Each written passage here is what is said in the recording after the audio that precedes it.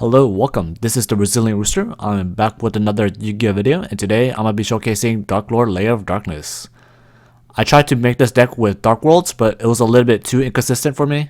I feel with Darklord there's a lot more search cards and draw cards, so it makes it a little bit more consistent.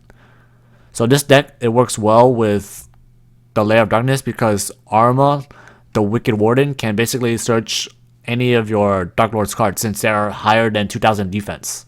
So if you're missing a piece, you can search it with Arma, and you can also tribute your opponent's monster. So if they have a problematic monster, you just tribute it. So it's pretty cool. I had some playtesting with both the Venus and the Phantom Skyblaster, but in the end, I feel that Phantom Skyblaster makes this deck a little bit more consistent.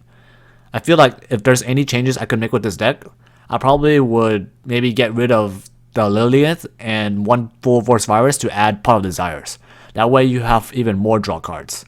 So this is basically my deck list for now. If you want to make any changes, feel free to, but that's my suggestion. I would probably take out the Lilith and the full force virus for the Pot of Desires. So let's get right to the replays. In this first replay, I'm playing as True Draco, and this is the only duel where I had the Venus, but I just wanted to give some few words about Venus. I feel Venus is a powerful card in this deck. The only problem is you run a lot of bricks. As soon as you use your first Venus, your other remaining Venus are basically dead, and also you could draw multiple Shine Balls.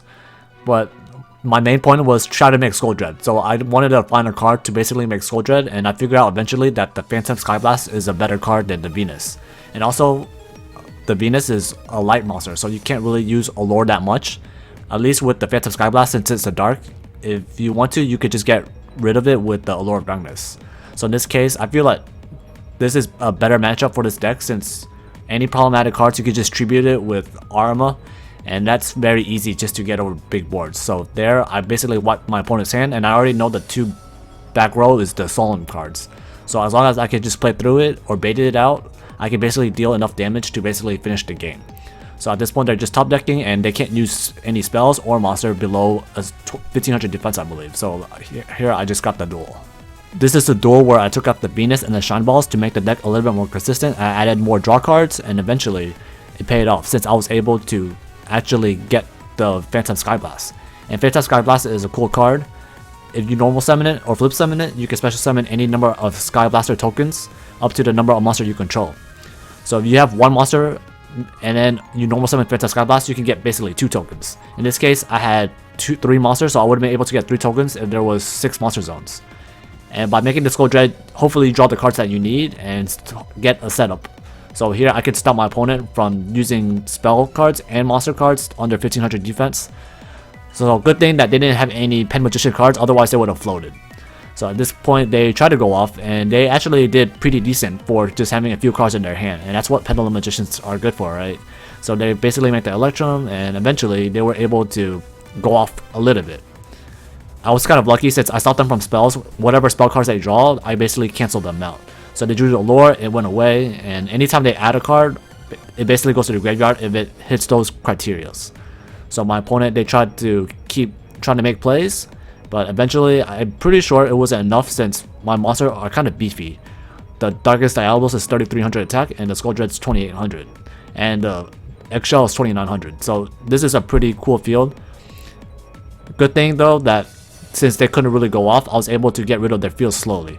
So I basically summoned Superbia to get the Zerato, and Zerato has a cool effect where you can send a dark monster from your hand to destroy all monster cards your opponent control. So I was able to clear the whole board, make it to where they can have to top deck a scale. If they don't, then they basically lose. One of the things that you need to know about some of the Darklord cards, some of them have a restriction to where you can only special summon them once per turn. In this case, Eggshell is a perfect example. Superbia isn't once per turn, but the monster that you do special summon them is once per turn. So in this case, I did have the soul charge, so I was kind of lucky, but I have to keep in mind that I can't summon Eggshell anymore this turn. So I was able to get a lot of cards on board, and I got 3 level 8s. I could make Coach King Giant Trainer, but I decided to make the Skull Dread instead, just to basically fix my hand. I was able to draw into the Eradicator Epidemic Virus, so this is sort of like the lock.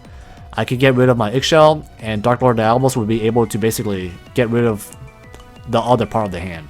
So my opponent can't use any spells and can't use any monster. I already know that this is an Ash Blossom, so as long as I can basically deal the 8k damage this turn, I should be able to win.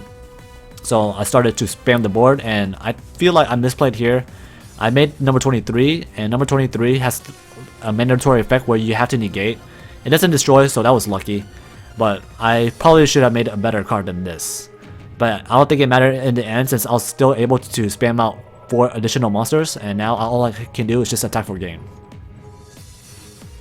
I haven't really tried this deck with Part of Desires yet, but I feel that card is necessary in this deck, since if they ever hand trap you in the middle of your searching, it kinda sucks. At least with Desire, you can get those extra 2 cards and hopefully draw the cards that you need. So in this case, my opponent, they had the Valkyries, and they were able to draw a lot of cards, but they didn't have a Valkyries in their hand. So as long as I can get rid of their board, I should be good to go. Unicorn is also a floodgate for extra deck monsters, but at least with Dark Lords, you don't really require the extra deck. I was able to get the Zerato on the field, and Zerato can just clear the board. So I was in pretty good position in this case. My Sky Blaster gets me 2 tokens, and was able to get into the Skull Dread, and Skull Dread basically got me the card necessary to basically attack for game. I also had the Monster Reborn, so just in case anything happens, I have a backup play. In my build, I didn't run a single hand trap. My reason, if they have a problematic card, I hope to tribute it with Lair of Darkness. So as long as they don't have any negations, I should be good to go in theory. So in this case, they were basically able to go off, and there's nothing I can really do about it. In my hand, I do have Called by the Grave, so as long as they don't get too fancy and that they have like a Fairy Tale Snow in the grave, I should be able to stop it or bait it out at least, at the minimum. So they were able to get the Curious, and the Curious was able to send the Fairy Tale Snow. And this is the part where I was debating. They had the Cyframe Lord Omega, and that card can basically banish one of my cards in my hand. So in this case, I had the chance to activate Call by the Grave, but I didn't, so they were able to basically get rid of it.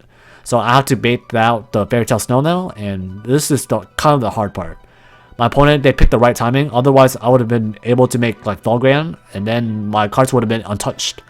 But they were able to stop this, and I probably could have maybe summoned the Eggshell before I summoned the Zerato. But I'm not sure if it really mattered, since I think my opponent does run Black Rose Dragon, so they would have been able to get over my field regardless. So I was able to basically clear the board without any pretty much hassle.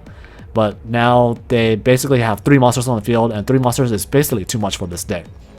Their Omega comes back, and now they have a 4, a 4, and a 1. That basically makes Trishula, and this is the part where I basically go down. My struggling battle would have worked if my Lair of Darkness wasn't on the field. So that's the part about evenly matched that it's not good at.